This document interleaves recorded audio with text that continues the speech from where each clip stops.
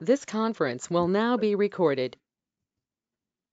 बिस्मिल्लाहिर्रहमानिर्रहीम रब्बि इश्रह ली सदरी व यस्सिर ली अमरी वहलुल उक़दतम मिन लिसानी यफ़क़हू क़ौली।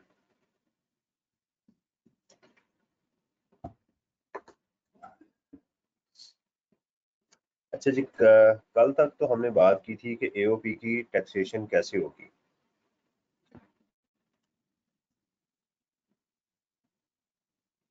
आज हम बात करेंगे कि अगर कोई इंडिविजुअल या एओपी किसी फर्म का मेंबर हो उसके साथ क्या होगा। देखिए, जो उसके अंदर हमने जो कंटेंट्स के अंदर बात की थी वो क्या थी। वो ये थी कि सबसे पहले हम अब मेंबर की बात करेंगे कि अगर उसको शेयर मिलेगा उसके साथ क्या होगा। और ये हो सकता है कि मेंबर का एओपी के साथ शेयर हो या ना हो, ये भी पॉसिबल है। और अगर शेयर हो तो फिर उसके साथ हम कैसे उसको लेकर चलेंगे। कल हमने जो बात की उसकी जो बेसिक समरी थी वो ये थी कि एओपी की टैक्सेशन कैसे करनी है। उसके अंदर हमने शेयर फ्रॉम एओपी का बस छोटा सा एक चंक जो था वो डिस्कस किया था। अब क्वेश्चन में हमें ये देखना पड़ेगा या प्रैक्टिकली कि अगर कोई साहब हैं, लेट्स सपोज जैसे हमें जो मोस्टली क्वेश्चन एग्जाम में आया है वो इंडिविजुअल का आया हुआ है। तो इंडिविजुअल का इसमें हम देखेंगे एग्जाम के अंदर के जो इंडिविजुअल हमारे पास मौजूद है, क्या उसका वो किसी एओपी का मेंबर भी है या नहीं। एओपी के मेंबर से मुराद यानी कहीं पर वो पार्टनरशिप में है या नो। अगर नहीं तो इसके अंदर हम चैप्टर नंबर 10 के अंदर बड़े अच्छे खासे क्वेश्चन कर चुके हुए हैं। तो अगर प्लेन होगा तो उसके साथ क्या होगा। लेकिन अगर उसकी एग्जाम के अंदर एओपी का मेंबर भी है तो फिर दो चीजें हो सकती हैं। नंबर वन कि क्या उसकी उस एओपी के अलावा कोई और इनकम भी है, यानी एनी अदर टैक्सेबल इनकम। ठीक है, नो अदर टैक्सेबल इनकम।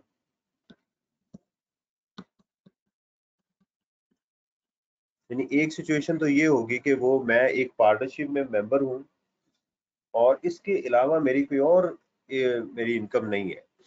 तो लॉ ये कहता है चूंकि फर्म इसके बिहाफ के ऊपर टैक्स दे चुकी हुई है, लिहाजा अब मुझे जो पार्टनरशिप से शेयर मिलेगा अब मेरे लिए टैक्सेबल नहीं है, वो मेरे लिए एग्जेम्प्ट हो जाएगा। यानी अगर कोई साहब अपना एक ऐसा कारोबार करते हैं जिसके अंदर वो पार्टनर हैं किसी फर्म के, इसके अलावा उनका कोई कारोबार नहीं है, उनका कोई बिजनेस नहीं है, कोई उनकी नॉर्मल टैक्स में इनकम मौजूद नहीं, तो वो क्या करेंगे, उसको अब कोई और टैक्स उनको पे नहीं करना। That's it. जो उनकी फर्म ने टैक्स पे कर दिया वो खत्म, अब उस पर दोबारा टैक्स नहीं होगा। लेकिन अगर सवाल ये है कि अगर उनका उसके अलावा कोई और इनकम भी है, यानी उनका फर्म से भी कुछ उनको पैसे मिल रहे हैं, प्लस उसके साथ उनकी सैलरी है, कहीं जॉब भी करते हैं, इसके अलावा उनकी कोई इनकम फ्रॉम अदर सोर्सेज भी है, कोई बिजनेस इनकम है, कोई कैपिटल गेन है, इस तरह की कोई अगर उनके पास चीजें मौजूद हैं,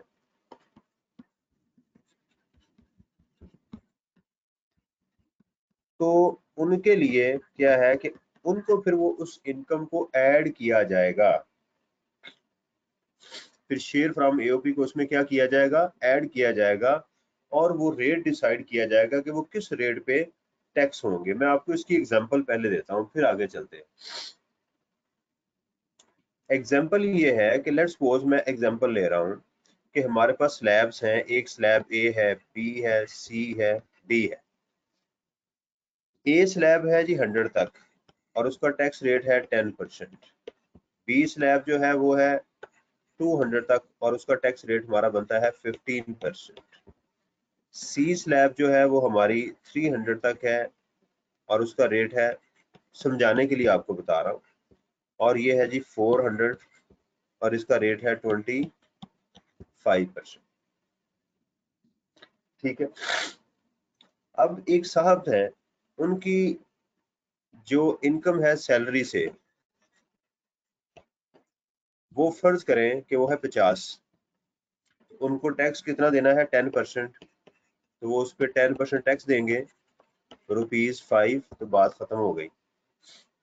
लेकिन अगर उनकी साथ शेयर फ्रॉम एओपी भी है, फॉर एग्जांपल उनका जो है वो 100 शेयर फ्रॉम एओपी है, हम अज्यूम करते हैं कि अब अगर उनका शेयर फ्रॉम एओपी है तो उनकी सैलरी कितनी हो गई, सैलरी हो गई उनकी 50। अब इसमें ऐड कर दें शेयर फ्रॉम एओपी, यानी वो किसी जगह पर मेंबर है और वहां से उनको मिल रहा है 150। अब इनकी इनकम कितनी हो गई 200। अच्छा, अब इस इनकम पे तो वो ऑलरेडी टैक्स दे चुके हुए हैं, इनकी फर्म जो है ऑलरेडी पेड टैक्स, वो तो फर्म उनकी ऑलरेडी टैक्स दे चुकी हुई है, ठीक है। अब दोबारा तो नहीं टैक्स होना चाहिए, लेकिन लॉ ये कहता है कि अब आपने इस 50 के ऊपर जो टैक्स लगाना है ना, लगना इसी पे टैक्स है, यानी ये अमाउंट एग्जेम्प्ट ही रहेगी, लेकिन इस अमाउंट को ऐड करने के बाद जो इसके ऊपर रेट लगना है वो इसके मुताबिक लगेगा, लगेगा 50 पे ही। अब देखिएगा 200 पे टैक्स कौन सा बन रहा है 15%, तो अब वो अपनी सैलरी पे कितना टैक्स देंगे, वो कहेंगे salary income is equal to 50 into 15%, कितना आ जाएगा जी आपका ₹7.5%, ये 7.5 आ जाएगा, यानी उनको टैक्स उस पे ही लगा। लेकिन ये पॉसिबल है कि शेयर फ्रॉम एओपी ने आके उनको एक नई स्लैब में फॉल कर दिया, तो उसके ऊपर अब वो नया टैक्स देंगे, तो वो हायर टैक्स लगने के चांसेस हैं। लेकिन ये भी पॉसिबल है कि सैलरी के अंदर उनका मजीद शेयर फ्रॉम एओपी भी 50 ही हो, तो वो नई स्लैब में जा ही ना सके, उनके ऊपर वही टैक्स लग जाए, ये भी पॉसिबल है। लेकिन ज्यादा चांसेस ये हैं कि शेयर फ्रॉम एओपी उनको एक नई स्लैब में फॉल करेगा और वो उनको टैक्स देना पड़ेगा। अच्छा जी, अब आपको पता है कि आपके पास ऐसी परसेंटेजेस अवेलेबल नहीं है जैसे मैंने सिंपल क्वेश्चन किया भाई ये वाला। हमारे पास क्या है, स्लैब रेट्स मौजूद है। क्या मौजूद है, स्लैब रेट्स। उसके साथ हम फिर करते कैसे हैं मैं आपको बताता हूँ। इसी अगर मैं क्वेश्चन को आगे कंटिन्यू करूं, हम करते क्या है कि हम ये जो अमाउंट आएगी इसका टैक्स कैलकुलेट करेंगे। तो हम लिखेंगे टैक्स, वो कैसे आएगा, हम लिखेंगे टैक्स ऑन ₹200 सॉरी, जिसमें शेयर फ्रॉम एओबी भी शामिल है, तो उसका टैक्स रेट हम कैलकुलेट करेंगे, कितना आ गया ₹30। लेकिन इस 30 में वो अमाउंट भी शामिल है जिसपे मैं ऑलरेडी टैक्स दे चुका हूँ। अब मुझे क्या करना है कि मुझे अपनी सैलरी लेनी है जो मेरी अदर शेयर फ्रॉम एओपी के अलावा है, यानी जो अमाउंट मेरी ये आ रही है, सॉरी ये tax divided by taxable income. ये ऐसे ही जैसे आप फॉर्मूला वहां नहीं यूज करते थे टैक्स क्रेडिट्स में चैप्टर 2 के अंदर, यहाँ पर भी वही होगा। तो हम करेंगे 30 divided by 200 tax divided by taxable income into, तो आंसर फिर आपका कितना आ जाएगा 7.5। तो ये एक फॉर्मूला होगा। तो शेयर फ्रॉम एओपी अगर हमारे क्वेश्चन में आएगी, उससे दो स्टेप्स बढ़ेंगे, दो स्टेप्स बढ़ेंगे। स्टेप नंबर 1 कि आप अब शेयर फ्रॉम एओपी को ऐड करेंगे उसकी इनकम में, सेपरेट ब्लॉक के अलावा, ऐड करेंगे। और नंबर 2 हमारे जो टैक्स का स्टेप होगा वो एक स्टेप और बढ़ जाएगा, taxation shall be in 2 steps. अब वो 2 स्टेप्स में होगी, बस इसके अलावा जो है उसमें खास फर्क नहीं पड़ेगा। अब उसकी पहले प्रैक्टिस करते हैं ताकि आपको समझ आ जाए। देखिए एक छोटा सा क्वेश्चन है हमारे पास। Excuse me sir. जी बेटा। Sir sir share from AOP की इनकम से सैलरीड और नॉन सैलरीड पे कोई फर्क तो नहीं पड़ेगा, क्योंकि हो भी सकता है ना 75% क्रॉस कर जाए ना। नहीं पड़ेगा, नहीं पड़ेगा, नहीं पड़ेगा। Share ठीक। from AOP is not relevant for the determination of the salaried and non-salaried status. Share from AOP से सैलरीड और नॉन सैलरीड के स्टेटस में कोई फर्क नहीं पड़ेगा। ठीक हो गया जी? सर लेकिन शेयर ऑफ वो एओपी के लिए हम जो टैक्स जो टैक्सेशन करेंगे उसके लिए जो रेट्स नॉन सैलरीड वाले यूज होंगे ना? बेटा वो डिपेंड करता है, वही फार्मूला लगेगा, salaried divided by taxable salary divided by taxable income. अगर वो उसकी जो परसेंटेज है 75% से एक्सीड कर जाएगी तो वो आपकी वो सैलरीड होगा, अदरवाइज वो नॉन सैलरीड होगा। ठीक है, ये होगा। बिस्मिल्लाह। सर जी बेटा। सर शेयर फ्रॉम एओपी पे तो हम ऑलरेडी कम टैक्स दे चुकी है, लेकिन जब वो सैलरी में ऐड हो रहा है तो उसकी वजह से हमारा सैलरी वाला टैक्स तो बढ़ रहा है ना, तो सर इसकी क्या लॉजिक है सर? लेकिन हमने तो ऑलरेडी उस अमाउंट पे वो टैक्स कैसे? दिया। हाँ, ये आपका बड़ा अच्छा उसके क्वेश्चन है। उसके इसका ऐड आंसर होने की ये वजह है, से हमें दोबारा टैक्स इंक्रीज हो रहा है, तो सर ये तो ज्यादती ना हो जाएगी हमारे साथ? नहीं नहीं, मैं बताता हूँ बेटा उसकी वजह।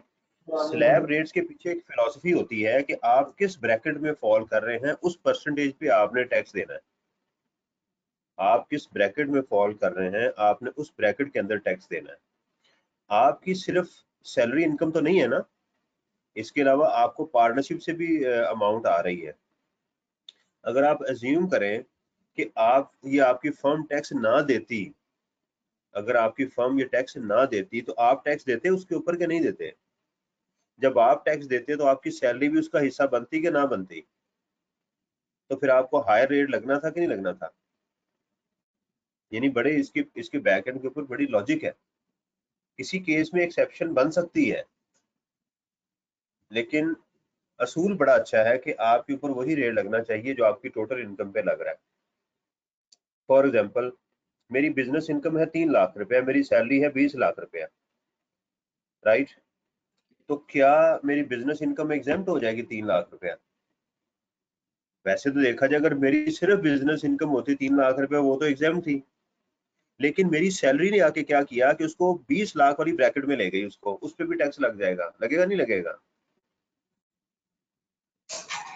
लगेगा सर। सर लेकिन मेरा क्वेश्चन ये हाँ, है ना कि उस पे तो हम ऑलरेडी टैक्स पे कर चुके हैं, इस सैलरी पे तो हमने ऑलरेडी टैक्स पे। मैं वही कह रहा हूँ ना, दो अलग अलग सूरतों में टैक्स दिया जा रहा है ना। एक अमाउंट के ऊपर आपकी फर्म टैक्स दे रही है, एक के ऊपर आप खुद टैक्स दे रहे हैं, लेकिन जी इनकम आप ही की है, वो दोनों इनकम आपकी है। अगर इनको वो फर्म आपकी टैक्स ना देती तो आप दोनों की इनकम पे इकट्ठा करते तो आपको हायर रेट ही लगना था। तो आपके साथ ज्यादती नहीं की जा रही, आपको हायर रेट ही लगाया जा रहा है, लेकिन उसमें शेयर फ्रॉम एओपी अभी भी एग्जाम्प्ट है। शेयर फ्रॉम एओपी अभी भी एग्जाम्प्ट है, सिर्फ वो आपका क्या करेगा, रेट डिसाइड करेगा कि आपके ऊपर रेट कौन सा लगना है। ठीक है जी, चले जी।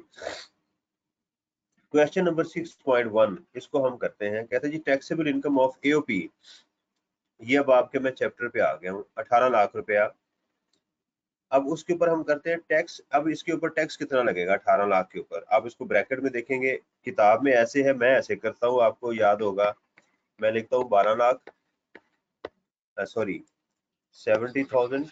ब्रैकेट को देखने के बाद हम करते हैं 70,000 plus 15% of taxable income 18 lakh minus 12 lakh रुपया। तो ये हमारी अमाउंट कितनी आ जाएगी, टैक्स कितना आ जाएगा? 1,60,000 रुपया।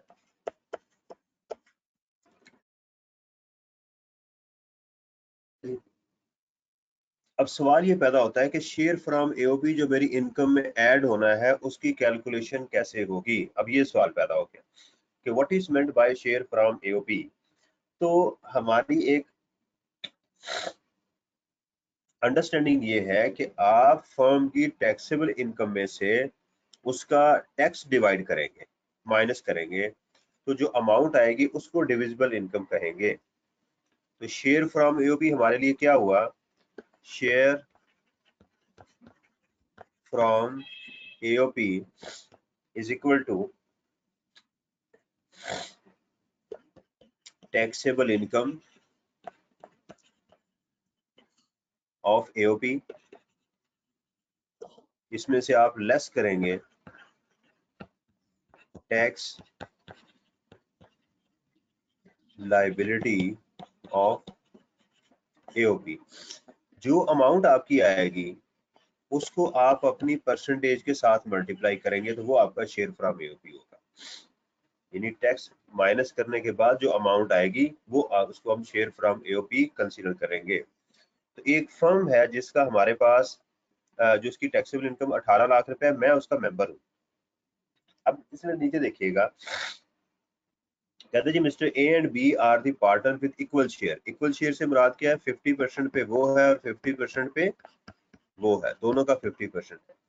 Therefore share of profit is 820 for each member. यानी ये जो अमाउंट है 16 लाख, इसका अगर आप 50% लेंगे तो क्या आएगा? मिस्टर ए का भी शेयर फ्रॉम एओपी 8,20,000 और बी का भी शेयर फ्रॉम एओपी 8,20,000 रुपए आ गया।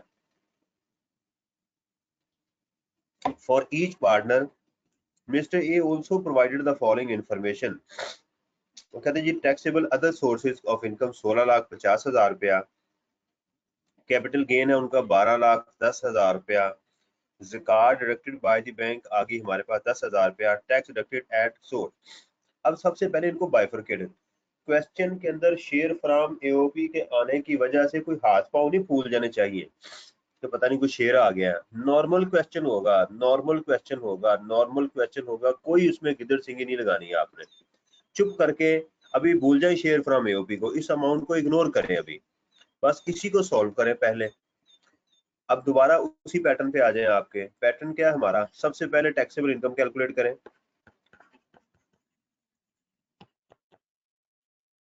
शेयर फ्रॉम एओपी को भी बिल्कुल इग्नोर करें। हमारे पास क्या है जी? हमारे पास इनकम फ्रॉम अदर सोर्सेज और कैपिटल गेन, ये इनकम का हिस्सा हो गया, ये इसके डिडक्टेबल अलाउंस हो गए, उसको करते हैं पहले। तो हम कहते हैं जी कैपिटल गेन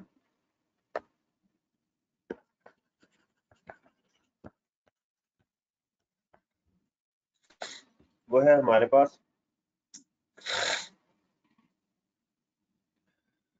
12,10,000 रुपये, और इनकम फ्रॉम अदर सोर्सेज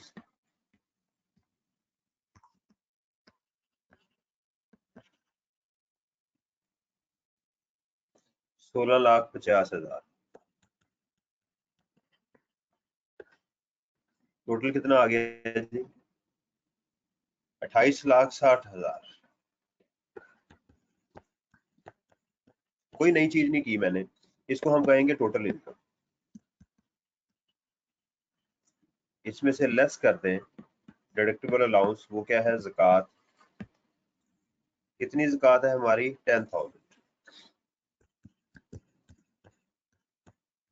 तो हमारी टैक्सेबल इनकम कितनी आ गई?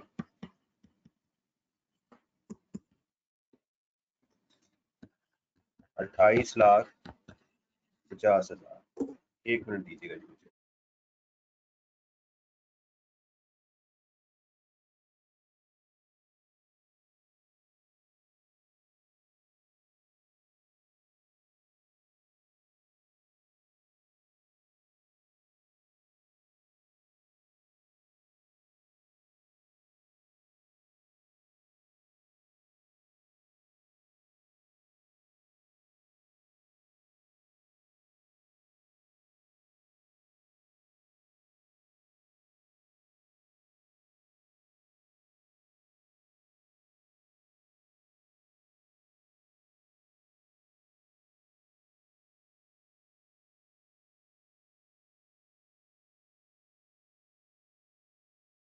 अच्छा जी, अब टैक्सेबल इनकम आ गई।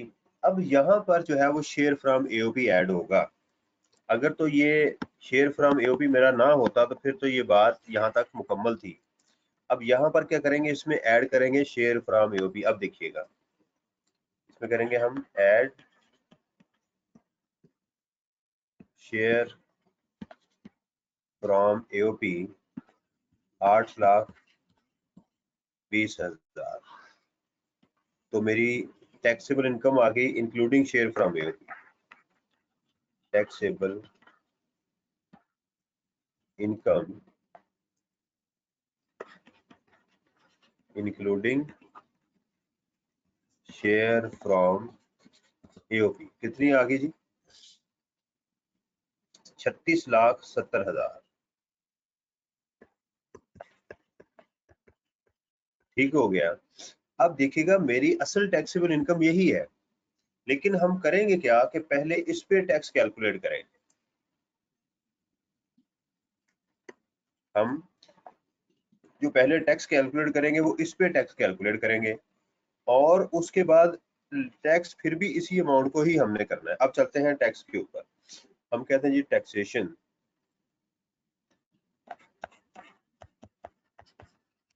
अब सबसे पहले डिसाइड करना ये सैलरीड है या नॉन सैलरीड है। तो सैलरी है इसकी, है ही नहीं। ठीक है, अगर सैलरी होती तो मैं इस अमाउंट पे डिवाइड करता, अगर सैलरी होती तो मैं इस अमाउंट पे डिवाइड करता। मैंने 36 लाख पे इसको डिवाइड नहीं करना था। ठीक है, तो इसमें मेरे पास क्या आ गया जी? Non salaried. Non salaried case. अब नॉन सैलरीड केस के लिए हमें क्या देखना है? इसके लिए टैक्स रेट्स देखने हैं। नॉन सैलरीड के टैक्स रेट्स आ गए हमारे पास, ये आ गए 36 लाख के टैक्स रेट्स देखें नॉन सैलरीड का, ये आ गया 370 प्लस 25%। तो हम उसमें जाएंगे,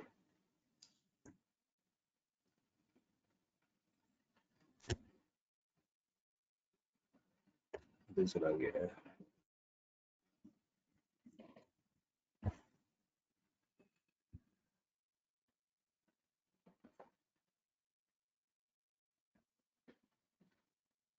ये आ गया जी हमारे पास 370,000 प्लस 25% था जी। मेरी आवाज आप लोगों को आ रही है? यस सर, आ रही है। माइनस 30 लाख, कैलकुलेट करें क्या आंसर आ रहा है? 537,500। 537,500। अब देखें ये मेरा टैक्स नहीं है, ये जो अमाउंट है ये मेरा टैक्स नहीं है, क्योंकि इसके अंदर मेरी शेयर फ्रॉम एओपी का टैक्स भी शामिल है। मुझे तो टैक्स देना है इस अमाउंट के ऊपर। तो इसका तरीकाकार क्या है कि आप इस अमाउंट को tax divided by taxable income पे डिवाइड करेंगे तो एवरेज रेट आ जाएगा। इसको डिवाइड करें 537,500 डिवाइडेड बाय 3,670,000। तो ये इसको बोलते हैं एवरेज रेट। कि अब इसको 1 रुपए पे मेरा इतना टैक्स आ गया, तो मुझे टैक्स किस अमाउंट पे देना है? 28,50,000 के ऊपर। अब कैलकुलेट कीजिएगा क्या आया? 417,404। 417,405। 405। ये है टैक्स मेरा। अब बाकी मेरा क्वेश्चन रूटीन के साथ ऐसे ही चलेगा। अब फुल टाइम टीचर अलाउंस अगर हो तो वो माइनस करेंगे, फॉरेन टैक्स क्रेडिट जो है वो माइनस करेंगे। तो ये जो रेड कलर से आपको नजर आ रहा है, ये दो काम होंगे कि पहले शेयर फ्रॉम एओपी को आप ऐड करेंगे। पहला स्टेप क्या होगा? हम शेयर फ्रॉम एओपी कैलकुलेट करेंगे, स्टेप नंबर 1। स्टेप नंबर 2 उसको ऐड करेंगे अपनी इनकम में, after deductible allowances taxable income के अंदर ऐड करेंगे। और स्टेप नंबर 3 हम ये करेंगे कि उसका, एक मिनट बेटा, एक मिनट लेट मी कंप्लीट। उसका हम उसके अंदर कंप्लीट करेंगे, इसको टैक्स ऐड करेंगे, जो शेयर फ्रॉम एओपी है उसके साथ करेंगे, और फिर ये करेंगे। तो बेसिकली हमने ये स्टेप्स लिए हैं, इसको आपने जहन में रखकर रट्टा लगा लेना कि भाई ये वो मेरा काम है जो मैंने करना है। जी Arham, This conference will now be recorded. ठीक है जी।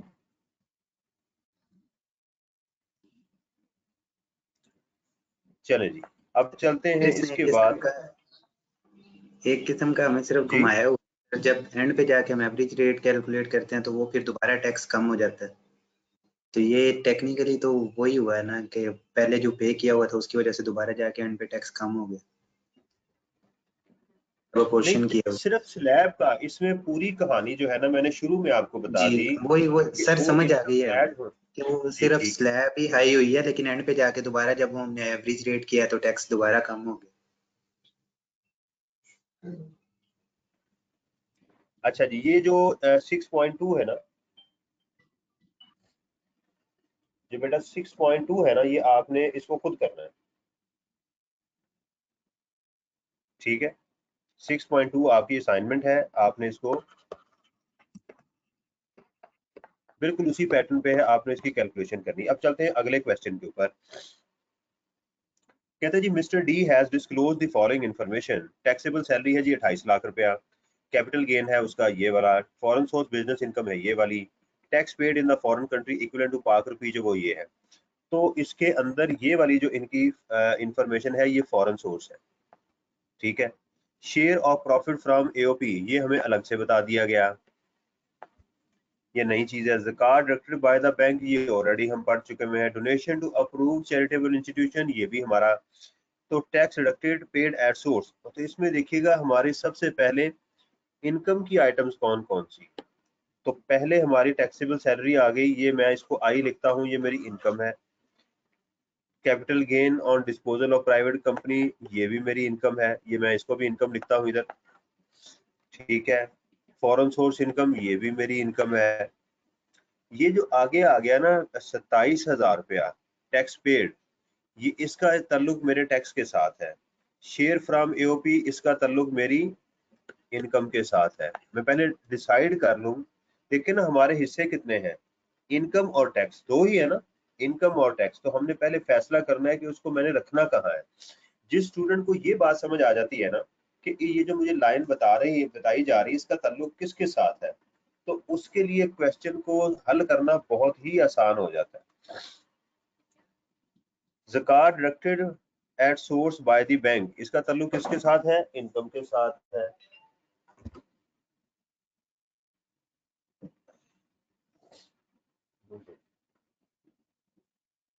ठीक है,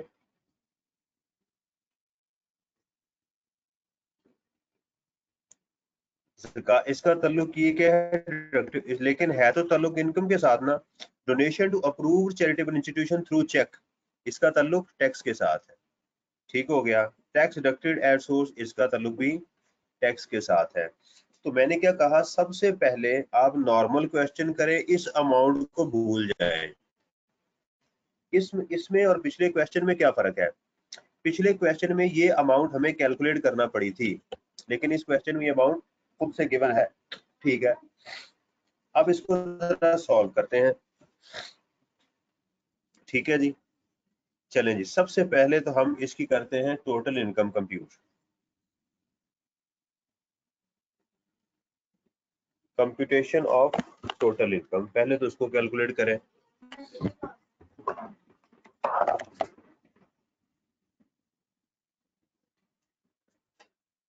तो हमारी पहले आ गई जी सैलरी इनकम,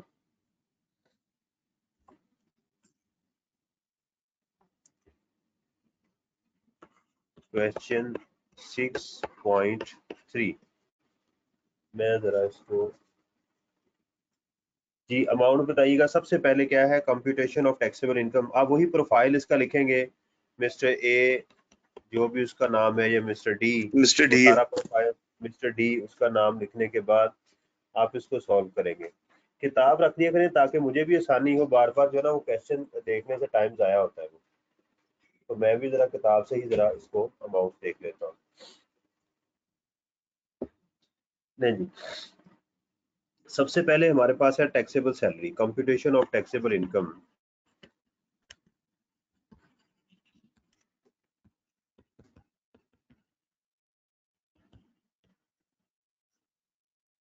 तो पहली चीज हमारे पास क्या आ गई जी, salary income.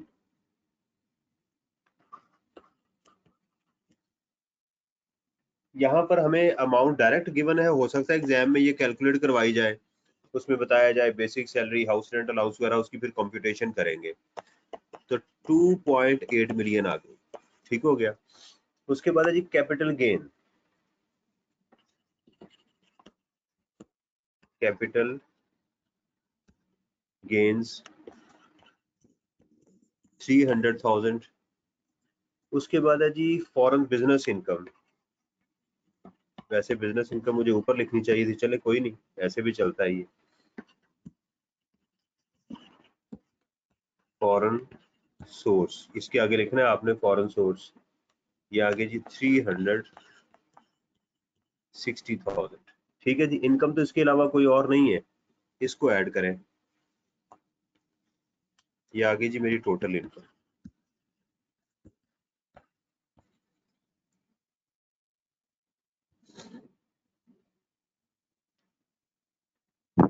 Three four six zero triple zero 3460,000। इसमें ज़कात हमने पे की है, तो वो क्या करेंगे, लेस ज़कात पे 17,000।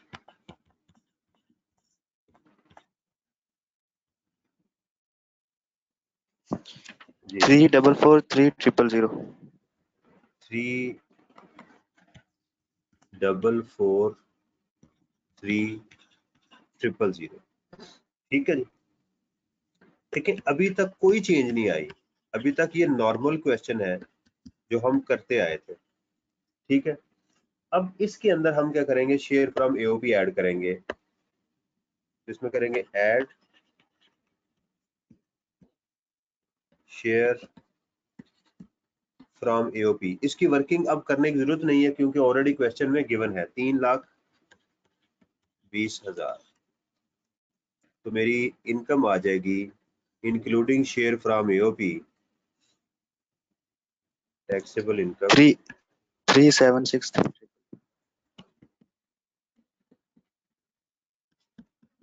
Including share from AOP. आपने पूरा लिखना है, मैं जरा ऐसे ही, जगह नहीं है मेरे पास। तो 3763,000। अब इस पे टैक्सेशन करेंगे, तो पहले इस पे टैक्स कैलकुलेट करेंगे, फिर इसके ऊपर आ जाएंगे। तो पहले देखेंगे सैलरीड है या नॉन सैलरीड है, देखिएगा। तो कैसे डिसाइड करेंगे, 28 लाख को इस पे डिवाइड करेंगे। तो देखें 28 लाख डिवाइडेड बाय 3,443,000 इंटू 100, तो आंसर क्या आ रहा है, 81%। 81%। शाबाश। तो क्या आ गया, सैलरीड के साथ। अब इसकी टैक्सेशन करेंगे,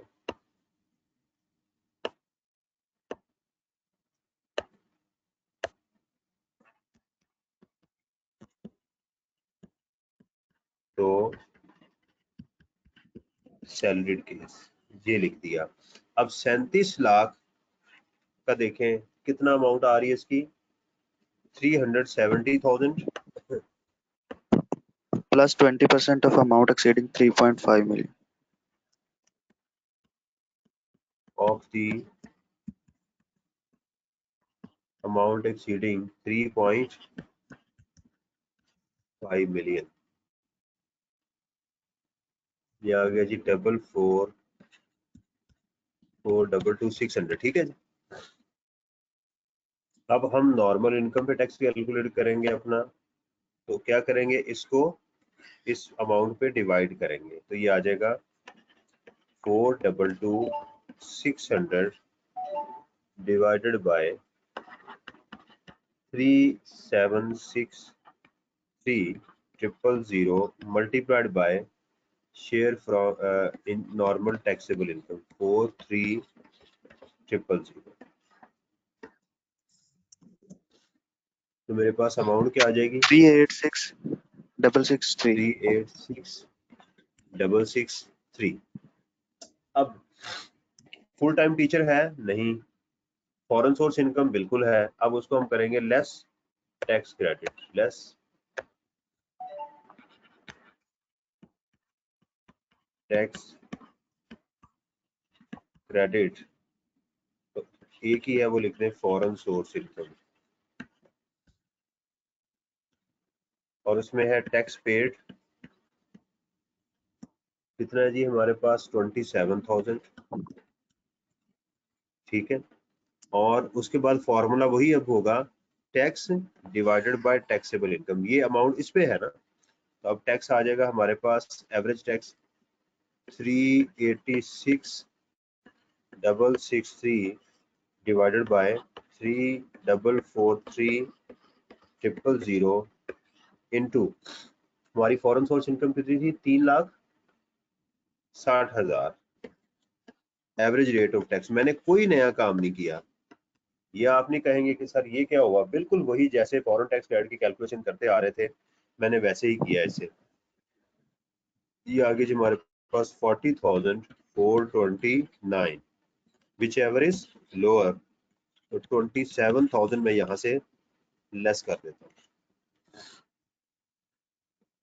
तो मेरे पास कितनी अमाउंट आ गई जी, 359,663।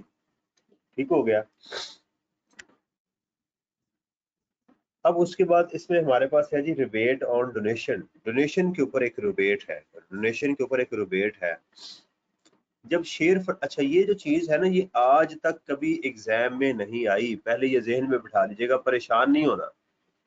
ये चीज आज तक कभी एग्जाम में नहीं आई। देखिए नॉर्मल फार्मूला पहले मैं आपको बताता हूँ।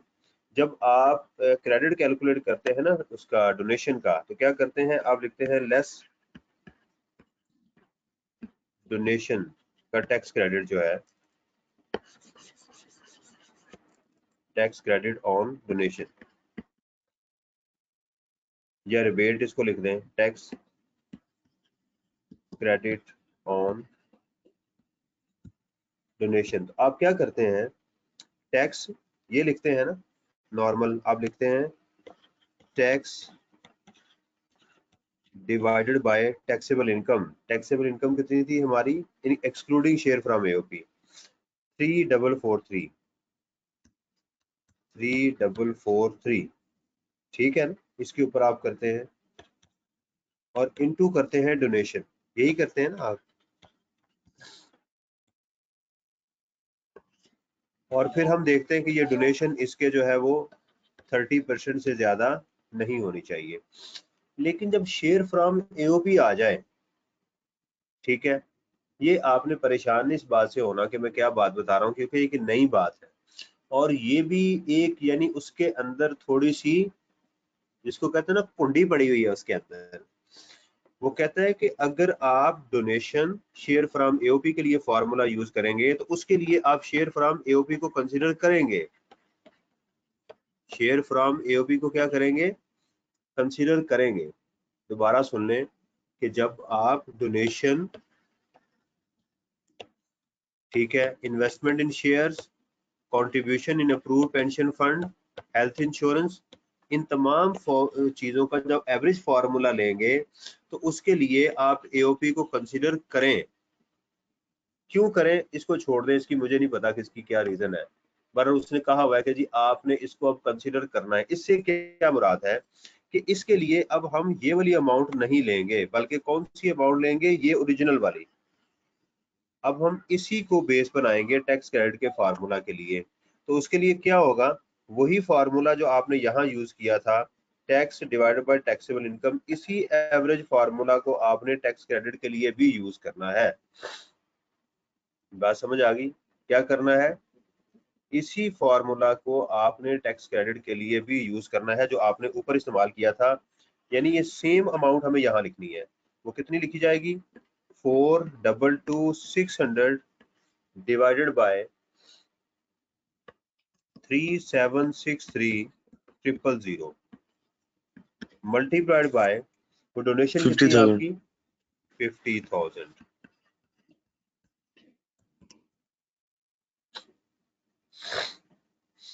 जी कितनी अमाउंट आ गई,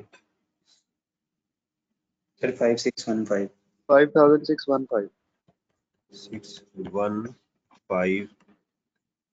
तो ये आपके पास आ गया जी 35404। और इसमें से अब एडवांस टैक्स आपका बच गया, वो आप लेस कर देंगे। ये आ गई टैक्स लायबिलिटी।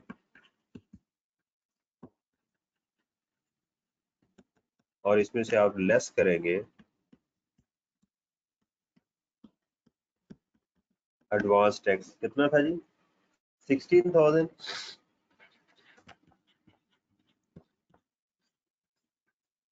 ये आ जाएगा टैक्स पेएबल। मैं बार बार कह रहा हूँ ये आज तक शेयर फ्रॉम एओपी के साथ टैक्स क्रेडिट एग्जाम में नहीं आया। मैं बार बार कह रहा हूँ कि आज तक ये एग्जाम में नहीं आया, लेकिन आपको पता बहरहाल होना चाहिए। तो 33804 8। तो इससे कि हमें क्या पता चला कि अगर शेयर फ्रॉम एओपी होगा तो इसके साथ हमें टैक्स क्रेडिट को इस तरह से कैलकुलेट करना है। इसी तरह ये जो क्वेश्चन है आप इसमें 6.4 ये साथ आपकी किताब में साथ साथ असाइनमेंट भी गिवन है। ये खालिद साहब ने बड़ा अच्छा किया हुआ है कि स्टूडेंट को कहा है कि आप खुद भी इसकी कैलकुलेशन वो करें। ठीक हो गया जी। अच्छा जी, उसके बाद आ गया जी हमारे पास शेयर फ्रॉम एओपी। ये मैंने कल के लेक्चर में आपको बड़े अच्छे तरीके से ये बात समझाई हुई थी, उसी की आप दोबारा हम कैलकुलेशन इसमें वो करते हैं।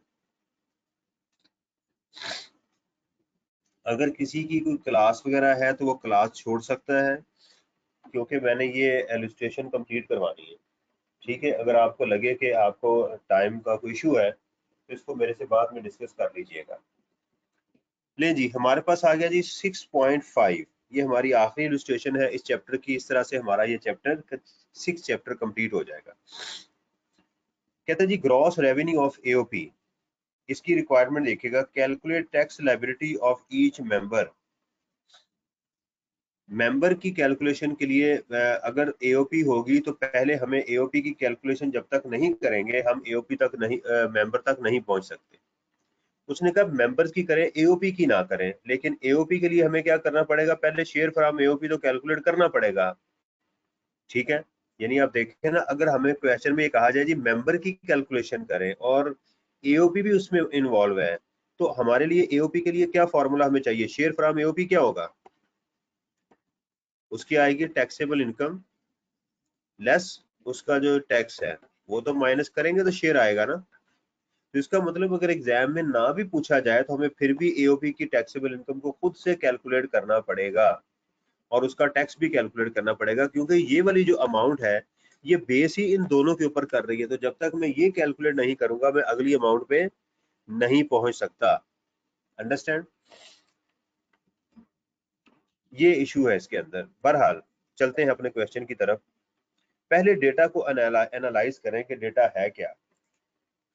तसल्ली के साथ, अपने हाथ पांव नहीं फैलाने, तसल्ली के साथ पहले क्वेश्चन को देखना है कि मेरे पास कितनी अमाउंट, कितनी चीजें हैं। नंबर 1 हमारी total income, taxable income, tax, credits, ये हमारे पास टोटल डेटा है। Gross revenue of AOP, AOP का ये रेवेन्यू है। अलाउएबल टैक्स एक्सपेंसेस ये वाले हैं। Tax paid at source by AOP, क्या मेरा इसके साथ कोई ताल्लुक है, क्या मैंने एओपी की कैलकुलेशन करनी है, नहीं, मेरे से तो सिर्फ मेंबर का पूछा गया। मुझे एओपी की टैक्स लायबिलिटी चाहिए, टैक्स पेड नहीं चाहिए। इसका मतलब ये मेरे लिए इंफॉर्मेशन रेलेवेंट नहीं। अगर मुझे वो ये कहता कि एओपी की कैलकुलेशन करो, एओपी का टैक्स पेएबल कैलकुलेट करो, तो फिर ये अमाउंट मेरे लिए रेलेवेंट थी, क्योंकि मैंने एओपी का टैक्स उसी में से माइनस करना है। लेकिन अभी मेरे लिए रेलेवेंट ये अमाउंट फिलहाल नहीं नजर आ रही। कहता जी AOP has 3 members with the following shares a limited. हाँ जी, अब ये अमाउंट मेरे लिए रेलेवेंट होगी, क्योंकि इसके अंदर कंपनी का शेयर माइनस होगा। 30% है ना, तो 30% के लिए क्या करेंगे, अब एओपी क्या करेगी, इसका सिर्फ 70% क्लेम करेगी और इसका 30% जो टैक्स है वो कंपनी क्लेम करेगी। क्योंकि जो एओपी होती है ना तो अपनी कंपनी का टैक्स पे करती है, ना टैक्सेबल इनकम को अपनी इनकम में ऐड करती है। अंडरस्टैंड, एडवांस टैक्स भी उसको देती है और टैक्सेबल इनकम भी उसको देती है, भी तुम जानो और तुम्हारा काम जाने। ये ऐसे ही समझ लें कि जैसे एक शॉप है, उस शॉप के अंदर 4 लोग काम करते हैं, ए, बी, सी और डी। तो इसमें जो मिस्टर सी है वो कहता है कि भाईजान आप मेरी इनकम पे टैक्स नहीं पे करेंगे, बाकी पूरी फर्म टैक्स दे, मैं अपना टैक्स खुद दूंगा। तो जब साल का एंड हो तो ये पूरी फर्म इनको 2 चीजें दे दे, इनकी टैक्सेबल इनकम भी इनको दे दे और इस पूरी फर्म ने जो टैक्स पे किया एडवांस टैक्स वो भी इनको दे दे। उन्हें कहा लो भाई तुम अपनी रिटर्न में दोनों चीजें शो करो। तो उसके ऊपर रेट 10% लग जाए, 20% लग जाए, 40% लग जाए, उसकी हेडेक है। यहाँ पर भी यही होगा। तो AOP has 3 member mister Y और मिस्टर जी, तो ये इनके पास शेयर आ गया। अच्छा, जब आप इनकम में से 30% निकाल देंगे 100 में से, तो बाकी क्या बचेगा आपके पास 70। तो अगर किसी का उसमें से 35% है तो कैसे कैलकुलेट करेंगे? तो मिस्टर वाई का शेयर क्या बचेगा? 35 डिवाइडेड बाय 70। तो मिस्टर जी का 35 डिवाइडेड बाय 70।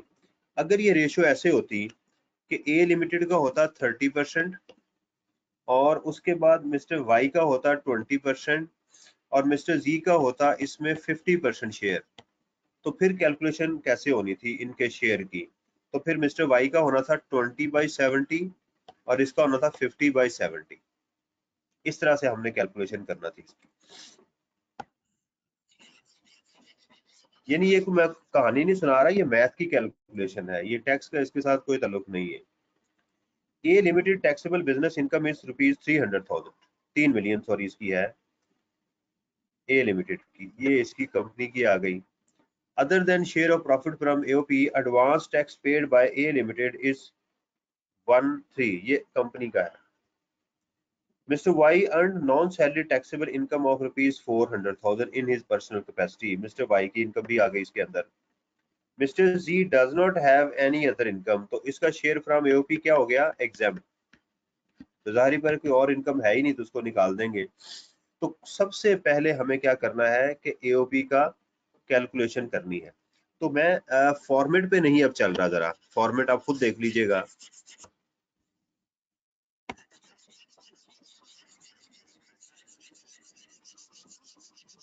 तो पहले जरा कैलकुलेशन करें। तो पहले एओपी की हमें टैक्सेबल इनकम चाहिए। तो टैक्सेबल इनकम कितनी होगी? 25 माइनस 11 मिलियन। तो क्या आंसर आएगा जी इसका? 14 million sir. 14 million. 1.14 14 million. million sir. 14 million आ गया। अब 14 मिलियन पे जरा टैक्स कैलकुलेट कीजिएगा इसका। नॉन किस सैलरी स्लैब में फॉल कर रहे हैं?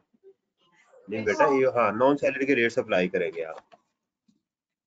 1220 जमा 35% of the amount exceeding 6 million. तो चले मैं आपको इसको करवाते हैं नॉर्मल तरीके से करूं ताकि आप फिर ना कहें कि सर पता नहीं क्वेश्चन कहाँ से स्टार्ट करना। हम करते हैं जी पहले computation of share from AOP.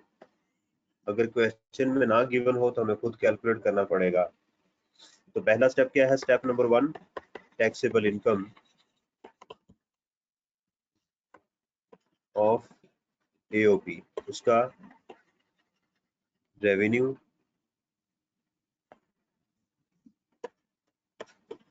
25 million less उसके एक्सपेंसेस 11 मिलियन, ये आ गया जी 14 मिलियन उसकी टैक्सेबल इनकम आ गई।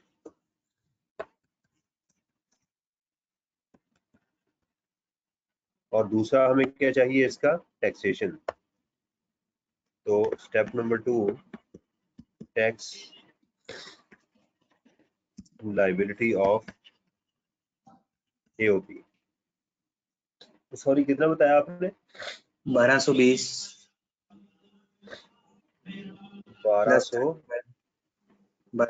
plus 35% of the amount exceeding 6 million। 1220 लिखे हैं सर 4.02 मिलियन आ रहा है टैक्स इसका।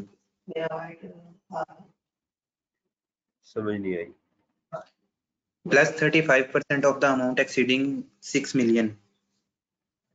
Plus 35% of the amount 6 million. तो क्या आंसर आ गया? अमाउंट है 4.02 402 आगे 40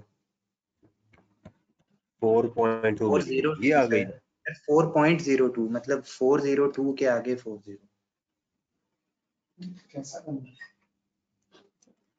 4 पहले मिलियन 4 लिखो, ठीक है। यस सर 402 आगे यार क्या कर रहे हो यार? ठीक हो गया ना? नहीं नहीं ठीक है। ये 4 ये आ गई ना 4.02 मिलियन। अब इसमें हम ये आ गई इसकी डिविजिबल इनकम। 998 सर।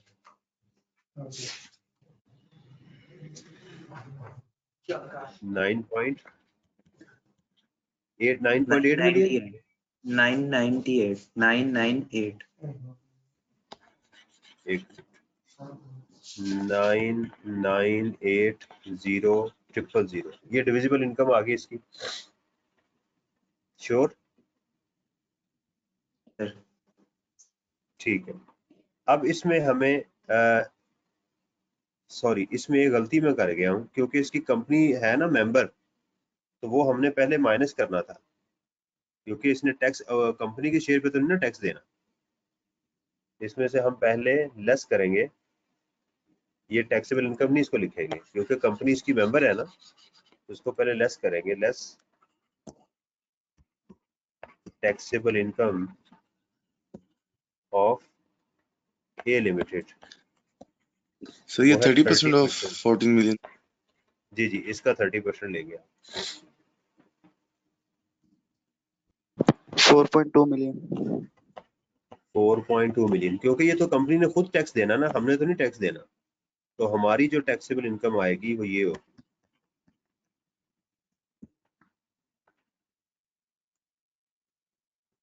9.8 million। ये है, ये कंपनी जाने और उसका काम जाने, ये खुद ही कंपनी टैक्स पे करे। और इसमें हम क्या करेंगे, इस पे टैक्सेशन कैलकुलेट करेंगे इसकी।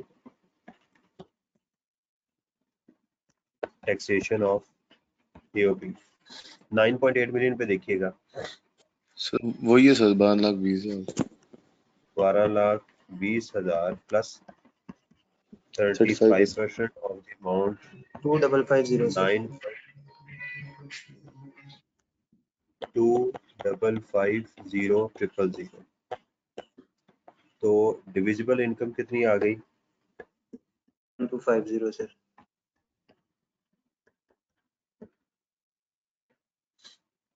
कितनी आ गई? 7,250,000। Yes. अब हमें शेयर निकालना है, share from AOP. Share from AOP company तो निकल गई, अब बाकी क्या बचा? पीछे वाई और जी। तो वाई का कितना शेयर होगा? 35 डिवाइडेड बाय 70 इंटू 7.250, ये वाई का आ गया। और जी का भी 35 70 इंटू 7250 000।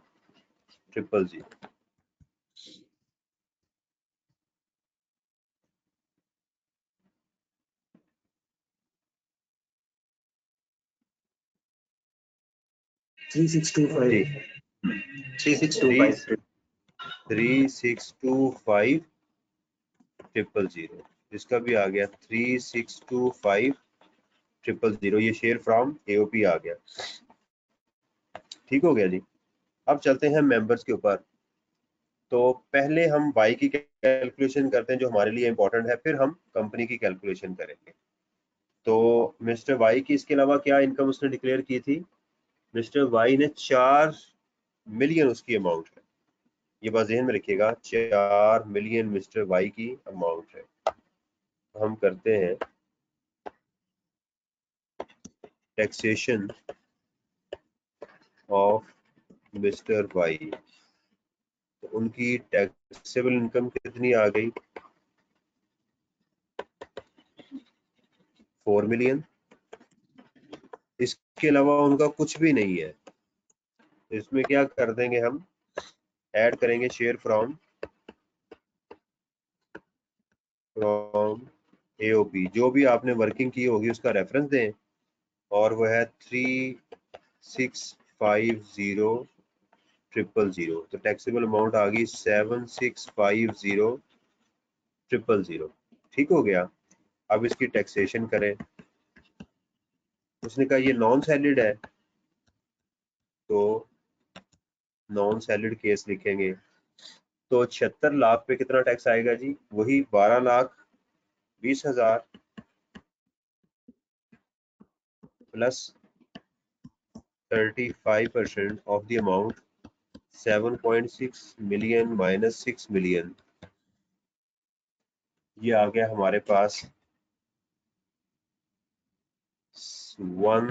788,750। तो हमें 40 लाख पे टैक्स चाहिए, तो क्या करेंगे, इस टैक्स को इस पे डिवाइड करेंगे। तो 1,788,750 डिवाइडेड बाय 7,650,000 इंटू 4 मिलियन, कितना आ गया जी? 938361। 938361। नहीं, ये टैक्स इसका। और इसी तरह कंपनी की टैक्सेशन हम करेंगे। कंपनी का वैसे हमारे सिलेबस में आने के चांसेस तो नहीं है, चले हमें पता तो होना चाहिए। तो टैक्सेशन ऑफ ए लिमिटेड, तो ए लिमिटेड के लिए उसकी इनकम कितनी थी? 3 मिलियन। तो टैक्सेबल इनकम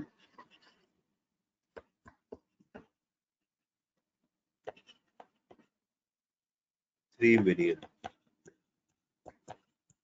और इसमें वो ऐड करेगा।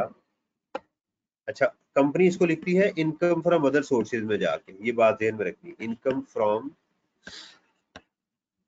अदर सोर्सेज, और इसमें लिखेगा share from AOP, share from AOP. ठीक है, वो कितना था इसका? 4.2 मिलियन। कितना आ गया? 7.2 million। 7.2 मिलियन। और इसकी टैक्सेशन, कंपनी का रेट क्या है? 29%। तो 7.2 मिलियन इंटू 29%, ये आ गया जी 2088,000। और यहाँ पर कंपनी लेस करेगी एडवांस टैक्स। एक तो कंपनी अपना करेगी विद होल्डिंग टैक्स, वो कितना गिवन था? 13 लाख रुपया। और दूसरा एओपी का भी इसमें से अपना शेयर लेस करेगी। एओपी का टोटल कितना था? 2 मिलियन। Yes sir. 2 मिलियन था ना, तो 2 मिलियन इंटू 30%, 6 लाख। 6 लाख। तो टोटल कितना हो गया इसका? 19 लाख रुपया।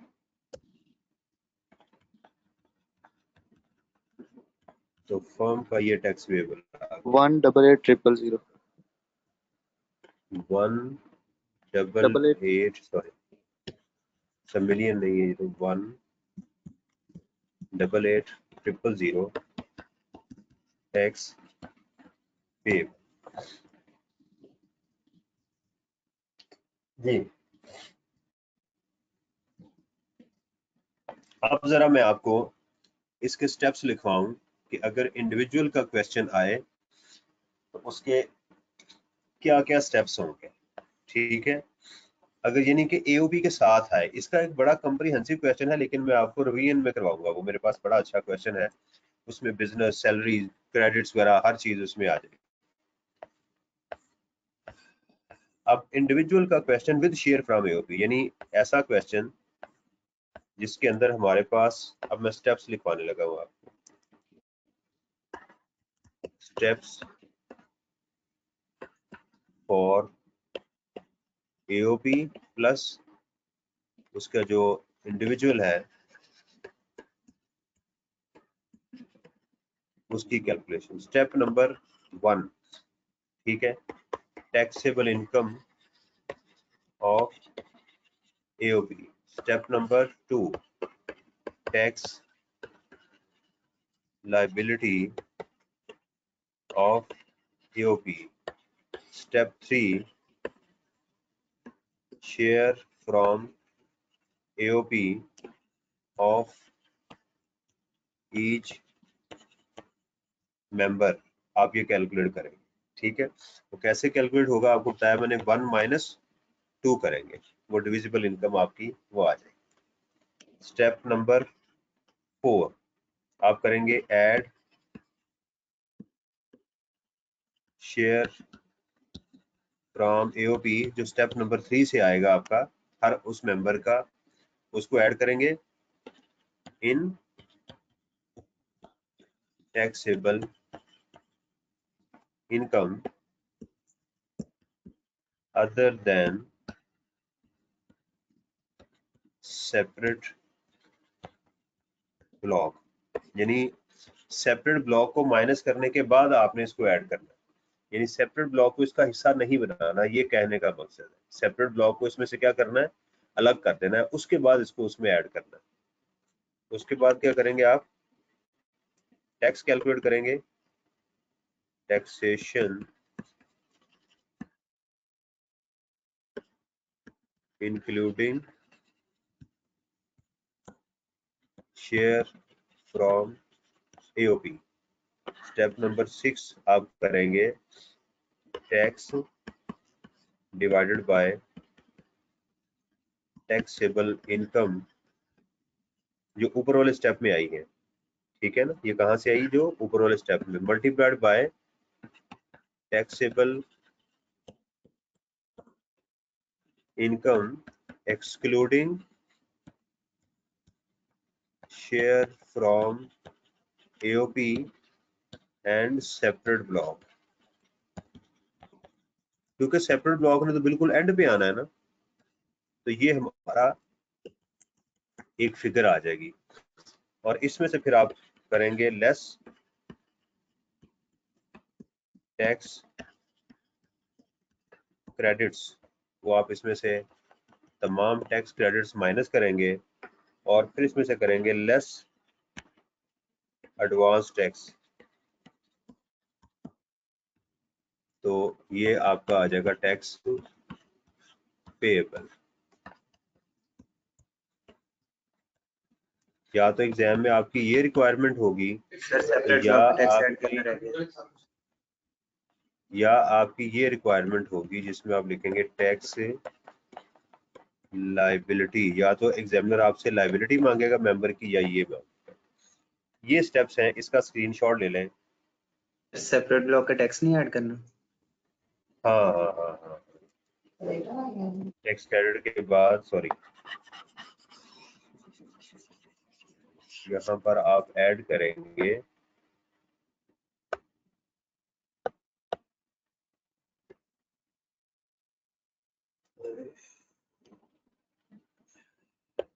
आईटी के क्या क्या नुकसान। थैंक यू फॉर, ये हम करेंगे ऐड, ये टैक्स लायबिलिटी नहीं आएगी ना, क्योंकि इसमें सेपरेट ब्लॉक शामिल नहीं है। करेंगे add tax on separate block, तो ये आ जाएगी टैक्स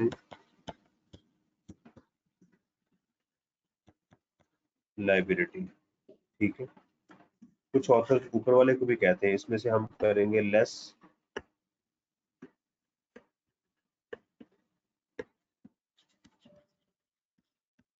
एडवांस टैक्स, आप इसमें से माइनस करेंगे,